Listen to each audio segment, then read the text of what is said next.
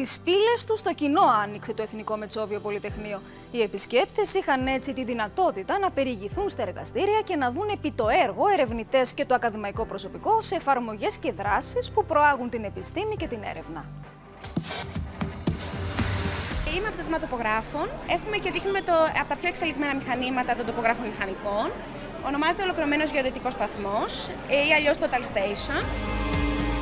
Αυτός είναι ο Ερμής ο 6, ο οποίος πήγε το καλοκαίρι που πέρασε στη Γερμανία στο Άχεν σε έναν διαγωνισμό, το Air Cargo Challenge. Μάλιστα εκεί πέρα ανάμεσα σε 30 ομάδες ήταν το πιο ελαφρύ αεροπλάνο. Ξεκινάμε από ένα ψηφιακό μοντέλο το οποίο έχουμε σχεδιάσει και στη συνέχεια παραμετροποιούμε τη διαδικασία 3D εκτύπωσης, έτσι ώστε να κατασκευάσουμε το αντικείμενό μας στρώση-στρώση. Το Εθνικό Μετσόβιο Πολυτεχνείο άνοιξε τις πύλες των σχολών και των εργαστηρίων του για να μεταλαμπαδεύσει σε υποψήφιους φοιτητές, αλλά και στην κοινωνία ολόκληρη, την αγάπη για την επιστήμη και την καινοτομία. Προσωπικά είμαι ναυπηγός μηχανολόγος μηχανικός. Εδώ σπούδασα, εδώ έκανα το διδακτορικό μου. Σε αυτή τη σχολή εκπαιδεύτηκα και αυτή τη σχολή υπηρετώ, φυσικά ταυτόχρονα υπηρετώντας και συνολικά το Ίδρυμα από τη θέση στην οποία βρίσκομαι. Έχουμε 13.000 φοιτητές.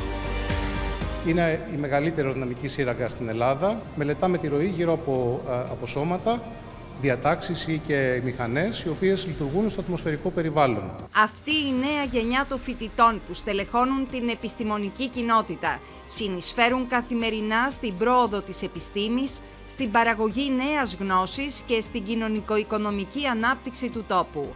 Πίσω μπορείτε να δείτε και το πρώτο ηλεκτρικό μονοθέσιο της ομάδας μας.